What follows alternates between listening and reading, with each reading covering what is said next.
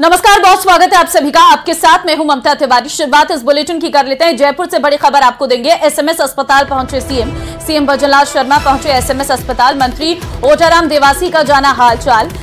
SMS में चल रहा है मंत्री देवासी का इलाज। 2 दिन पहले मंत्री देवासी को आया था हार्ट अटैक। बड़ी खबर इस वक्त आपको दे रहे हैं। एसएमएस अस्पताल सीएम पहुंचे हैं। एसएमएस में मंत्री देवासी का इलाज चल रहा है। 2 दिन पहले उन्हें हार्ट अटैक आया था, जिसके बाद उन्हें अस्पताल में भर्ती कराया गया था। आज एसएमएस अस्पताल पहुंचे सीएम, जहां पर मंत्री ओटाराम देवासी का हालचाल उन्होंने जाना, परिजनों से मिले और डॉक्टर से भी उनकी रिपोर्ट जानी कि किस तरीके से इस वक्त देवासी का हाल है। तो फिलहाल ये तस्वीर इस वक्त हम आपको दिखा रहे हैं, जहां पर मंत्री ओटाराम देवासी का हालचाल जानने के लिए अस्पताल पहुंचे सीएम खुद, और यहां पर जो डॉक्टर्स थे उनसे भी उनके रिपोर्ट के बारे में जानकारी ली कि इस वक्त उनकी हालत कैसी है। दरअसल आपको बता दें कि हार्ट अटैक आया था ओटाराम देवासी को, जिसके बाद उन्हें परिजनों के द्वारा अस्पताल में भर्ती कराया गया था, जहां पर डॉक्टर्स की निगरानी में उनका इलाज लगातार जारी है। ऑक्सीजन उन्हें लगातार चढ़ाया जा रहा है। सांस लेने में काफ़ी दिक्कतें हो रही थी। ये बीते दिनों की जो रिपोर्ट है वो निकल के सामने आई थी, लेकिन अब फिलहाल उनकी हालत स्थिर है और सीएम भी आज उनसे मुलाकात करने के लिए पहुंचे।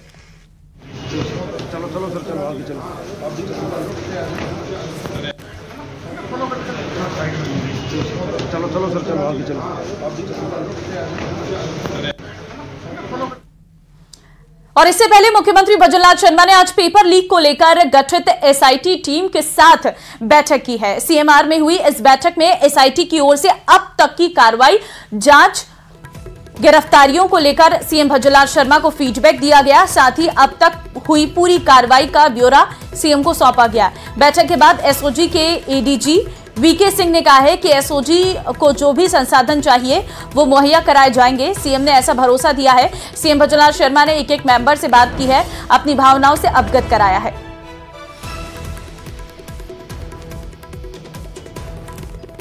आया था और पूरी एसओजी की टीम जो इस कार्य में लगी हुई है उनको उन्होंने बुलाया, उनका हौसला अफजाई किया है, हमारी समस्याओं से रूबरू हुए हैं और उन्होंने आश्वासन दिया है कि जो एसओजी को चाहिए अच्छा कार्रवाई करने के लिए वो सारे संसाधन मुहैया कराए जाएंगे, और जो अच्छे काम कर रहे हैं लोग उनको सरकार उचित रूप से ध्यान रखेगी।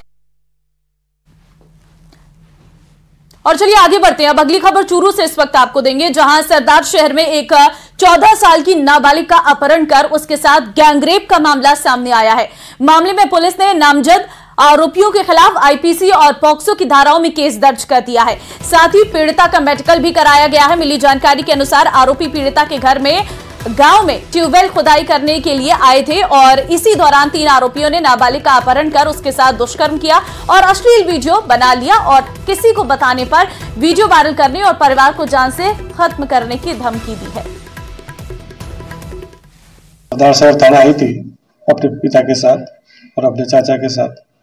उसने दर्ज कराया कि आज से 8 महीने पहले उसके खेत में कालूराम और 2-3 लोग और ट्यूबवेल करते आए थे। तब कालूराम ने उसको मोबाइल दिया और एक सिम भी दी थी बात करने के लिए, और कल रात्रि में ये लोग उसके खेत पे आए और उसको उठा कर लेके अपहरण करके बाइक पे और लोन करण सर के पास जाके उन्होंने इनके साथ फोटा काम करने का बताया और फिर उसको वहाँ लोन करण सर छोड़ दिया।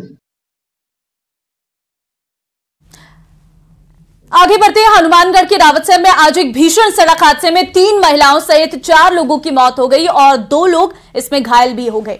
रावतसर पुलिस के अनुसार दुर्घटना मेगा हाईवे पर धन्नासर गांव के पास हुई है, जिसमें ट्रक और बोलेरो की टक्कर में बोलेरो सवार 3 महिलाओं सहित 4 लोगों की मौत हो गई है, जबकि 2 घायलों को रावतसर के ट्रॉमा सेंटर में भर्ती कराया गया, जिसमें एक की हालत गंभीर होने पर उसको हनुमानगढ़ रेफर किया गया है।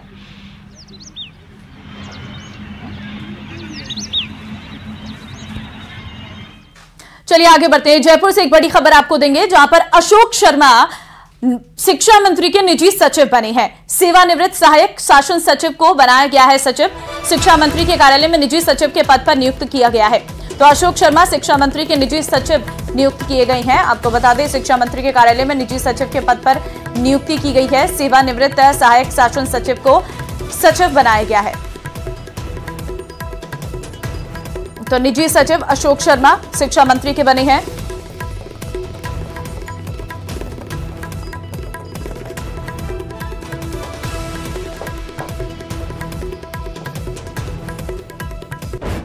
और चलिए आगे बढ़ते हैं। उदयपुर से खबर आपको देंगे। आज नगर निगम की अतिक्रमण दस्ते की कार्रवाई धान मंडी और मंडी की नाल में की गई है। आपको बता दें, निगम की कार्रवाई शुरू होने से पूर्व ही व्यापारियों ने अपनी दुकान के बाहर से सामान को हटा लिया। वहीं धान मंडी में हनुमान चौक में काफी वर्षों पहले बनी अवैध दुकानों को भी बुलडोजर की सहायता से ध्वस्त किया गया। नगर निगम द्वारा गुरुवार को धान मंडी क्षेत्र में की गई कार्रवाई का व्यापारियों ने विरोध भी किया, लेकिन नगर निगम के अधिकारियों ने उनकी एक नहीं सुनी और लगातार कार्रवाई को अंजाम दिया। साथ ही सड़क पर फैल रखा सामान भी जब्त किया गया। नगर निगम अधिकारियों का कहना है कि कोई कितना भी बड़ा रसूखदार क्यों ना हो, अगर उसने अवैध अतिक्रमण किया है तो उस पर कार्रवाई निश्चित की जाएगी।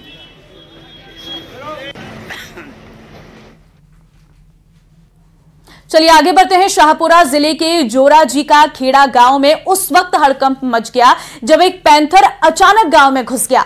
सूचना के बाद वन विभाग की टीम मौके पर पहुंची। पैंथर को पकड़ने के लिए जाल भी बिछाया गया, लेकिन पैंथर जाल फाड़कर भी निकल भागा।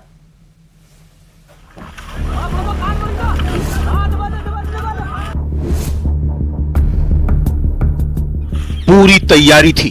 ऑपरेशन में जुटा हर शख्स मुस्तैद था। फसल की ढेर में डंडे से हलचल पैदा की गई। पलक झपकने से पहले पैंथर निकल गया।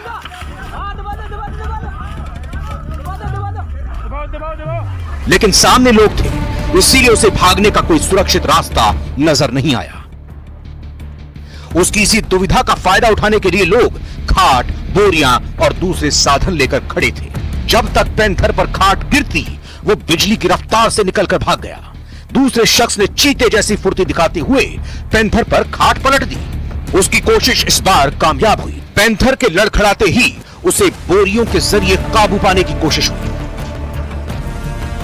लेकिन पैंथर भी हार मानने वालों में नहीं था। बोरी डालकर काबू पाने की कवायद अब तेज हो चली थी, लेकिन पैंथर 3-4 लोगों की गिरफ्त से खुद को छुड़ाने में कामयाब रहा। जब तक लोग कुछ समझ पाते, तब तक पैंथर गलियों में फर्राटा भरता नजर आया। हैरान करने वाली ये तस्वीरें शाहपुरा जिले के जोराजी का खेड़ा गांव की, जहां ग्रामीणों को पैंथर की दहशत से निजात देने के लिए वन विभाग की टीम पहुंची थी। लेकिन पैंथर न सिर्फ वन विभाग के ट्रैप से निकलने में कामयाब रहा, बल्कि जाते जाते वन कर्मियों को भी लहूलुहान कर गया, जिन्हें अस्पताल में भर्ती कराना पड़ा। ये बताएं क्या जी, परसों के दिन वहाँ जोराजी का खेड़ा है, वहाँ से समाचार आया मेरे तो भाई यहाँ घर के अंदर कहने का मतलब पैंथर है। तो स्टाफ और वहाँ गया तो गांव वालों ने यही कहा कि बकरियों के अंदर शामिल वो पैंथर घूमता फिरता है। मैंने कहा यार बकरियों के पेड़ तो पैंथर कैसे रह सकता है। हाँ, फिर कम से कम रेस्क्यू टीम मंगाई तो थोड़ा आइडेंटिफाई तो करे कि भाई पैंथर है या नहीं है, कोई दूसरा जंगली जानवर है क्या है। बस ये चीज करने वाले थे, उन्हें अच्छा नहीं मतलब है पता चला, अच्छा नहीं बुला करके। मिली जानकारी के मुताबिक उदयलाल गुर्जर घर के पास बाड़े में पशुओं को चारा डालने गया।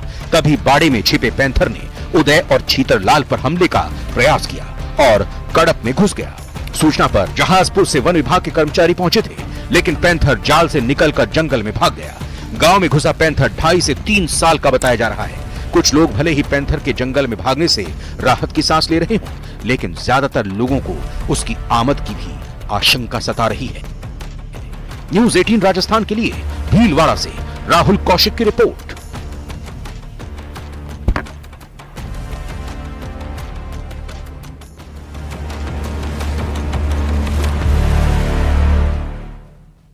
चलिए आगे बढ़ते हैं। एक बड़ी खबर डीडवाना से इस वक्त निकलकर सामने आ रही है। दरअसल रूस यूक्रेन युद्ध में डीडवाना के एक युवक को भी गोली लगी है। नौकरी करने रूस गए युवक को युद्ध क्षेत्र में भेजा गया। डीडवाना के 4 युवकों को रूसी सेना के साथ युद्ध क्षेत्र में भेजा गया।